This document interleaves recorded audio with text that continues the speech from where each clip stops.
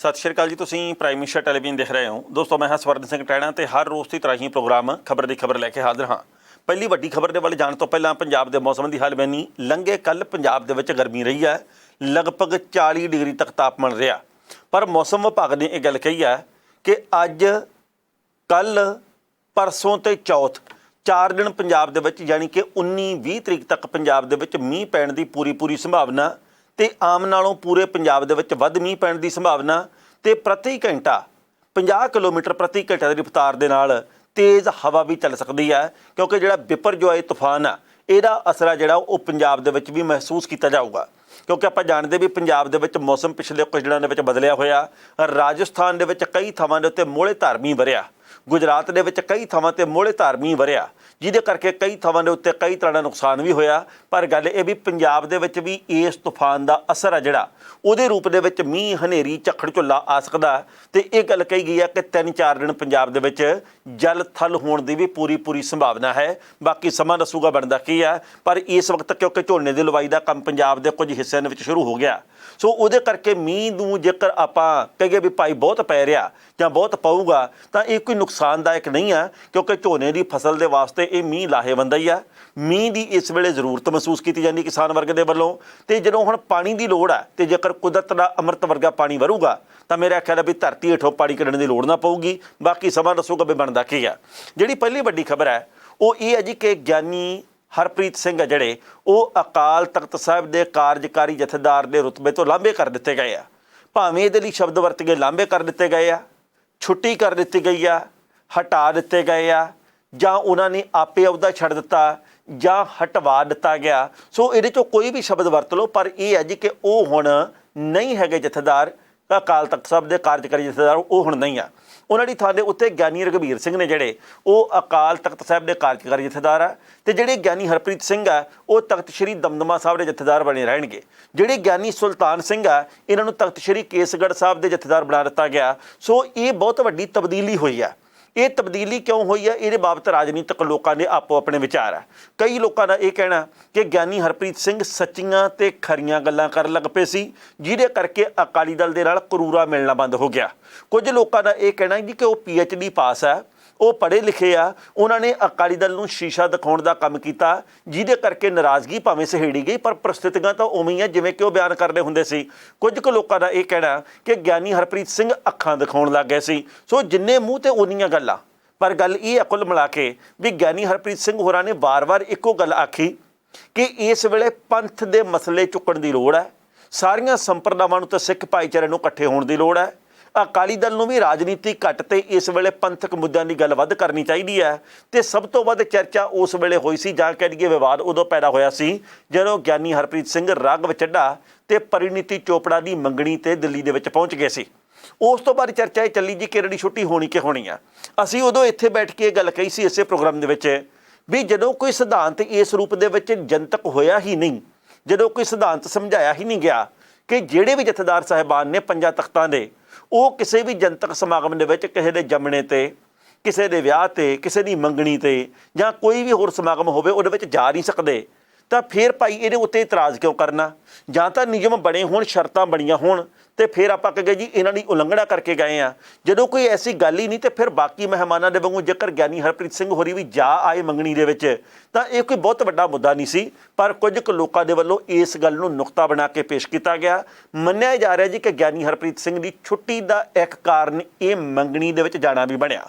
सो वक्त दसूगा भी भाई ज्ञानी रघबीर सिंह ने जिहड़े जिन्होंने कि हुण कार्यकारी जथेदार बनाया गया अकाल तख्त साहिब दा, वो किस तरीके दे नाल पंथ नूं इकट्ठा करके चलणगे, किस तरीके दे नाल जिहड़े आ वो मसले अगे तो अगे हल करनगे। क्योंकि तजर्बा उन्होंने भी चोखा, वो पहला दरबार साहब के हैड ग्रंथी भी रहे आ, तख्त श्री केसगढ़ साहब के जथेदार भी रहे आ, हुण अकाल तख्त साहब के जथेदार की जिम्मेवारी भी उन्होंने मिली है। सो देखते हैं भी भाई आउंदे समय दे विच बनदा की आ।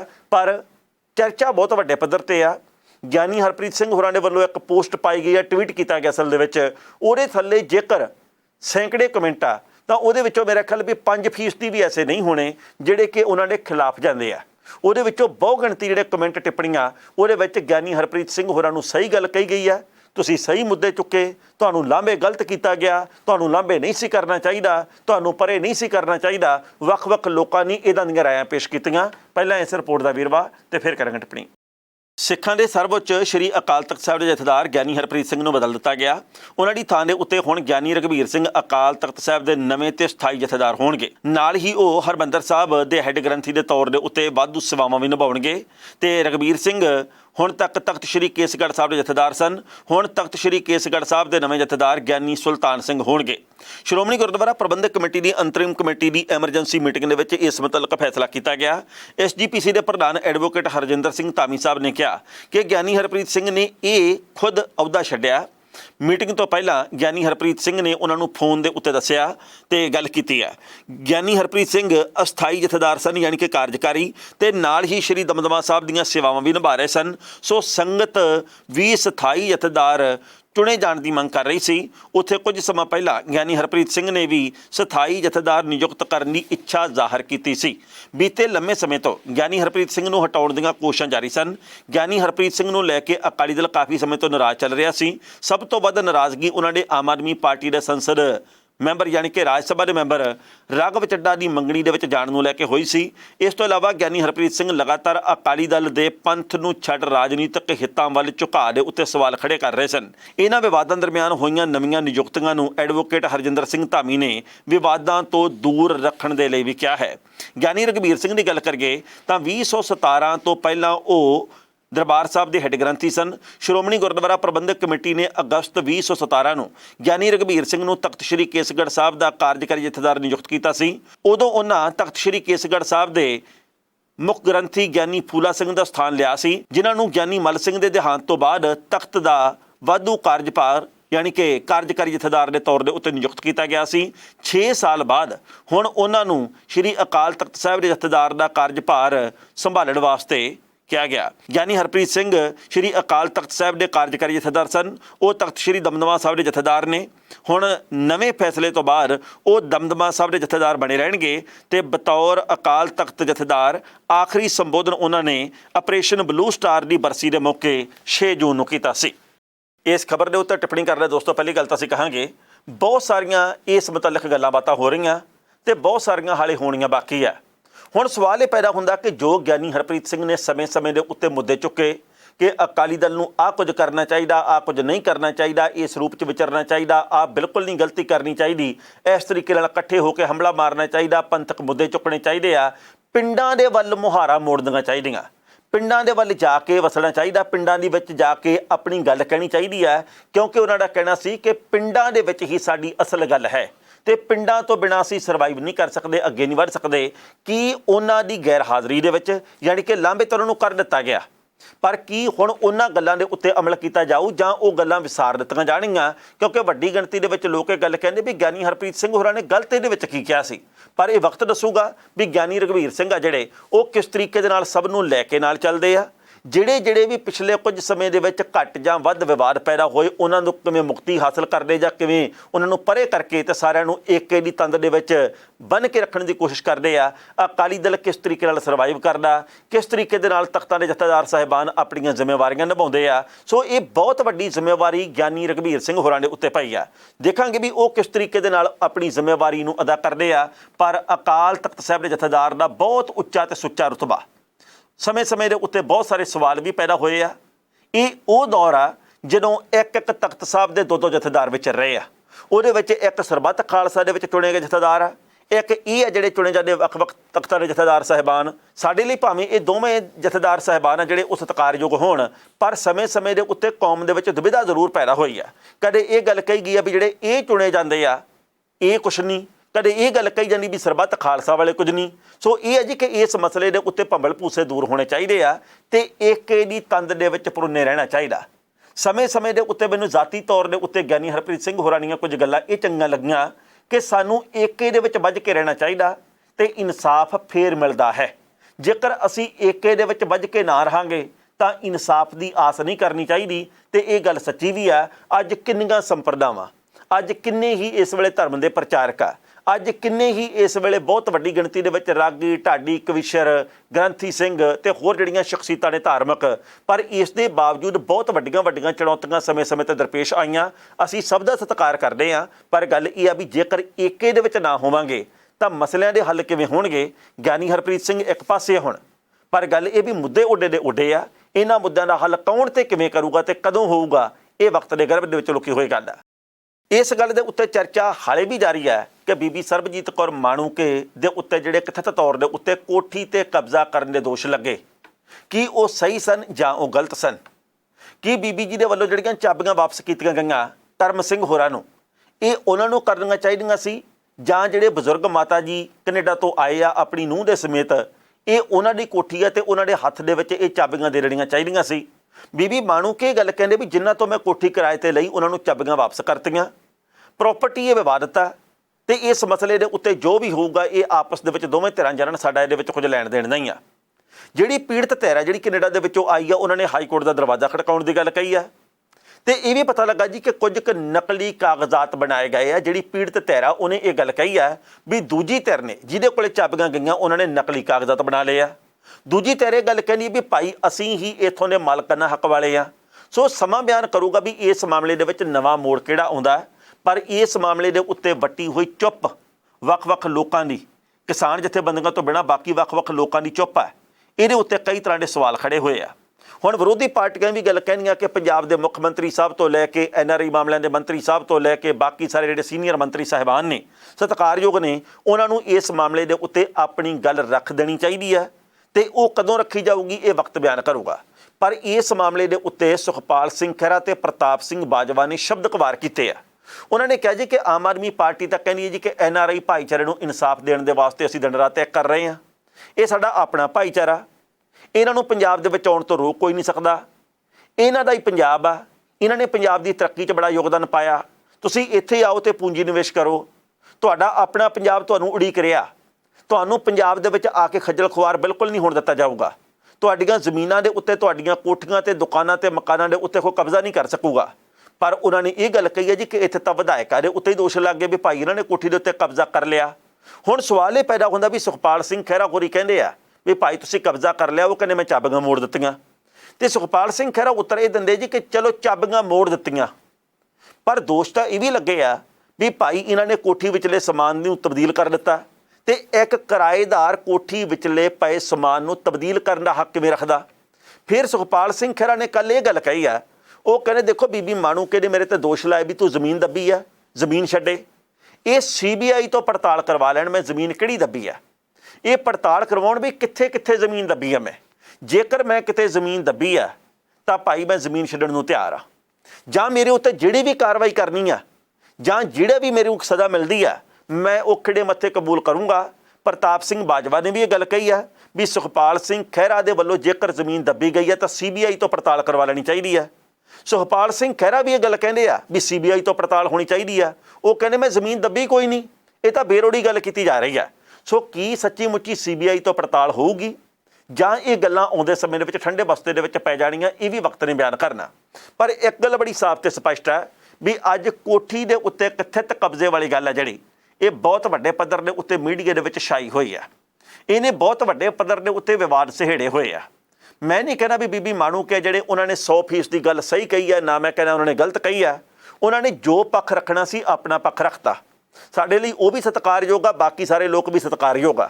ਪਰ ਗੱਲ ਇਹ ਹੈ ਵੀ ਮੁੱਦਾ ਇਹ ਛੋਟਾ ਨਹੀਂ, ਗੱਲ ਕੋਠੀ ਦੀ ਕੀਮਤ ਦੀ ਵੀ ਨਹੀਂ ਆ। ਮੈਨੂੰ ਨਹੀਂ ਪਤਾ ਉਹ ਕੋਠੀ 50 ਲੱਖ ਦੀ, ਮੈਨੂੰ ਨਹੀਂ ਪਤਾ 1 ਕਰੋੜ ਦੀ, ਮੈਨੂੰ ਨਹੀਂ ਪਤਾ 40 ਲੱਖ ਰੁਪਈਏ ਦੀ, ਸਾਨੂੰ ਇਹਦੇ ਬਾਰੇ ਗਿਆਨ ਨਹੀਂ ਆ। ਪਰ ਗੱਲ ਇਹ ਹੈ ਵੀ ਭਾਵੇਂ ਇਹ 4 ਲੱਖ ਦੀ ਵੀ ਹੋਵੇ, ਭਾਵੇਂ ਇਹ 40,000 ਦੀ ਹੋਵੇ, ਭਾਵੇਂ ਇਹ 10 ਲੱਖ ਦੀ ਹੋਵੇ, ਜਾਇਦਾਦ ਆ ਉਹ।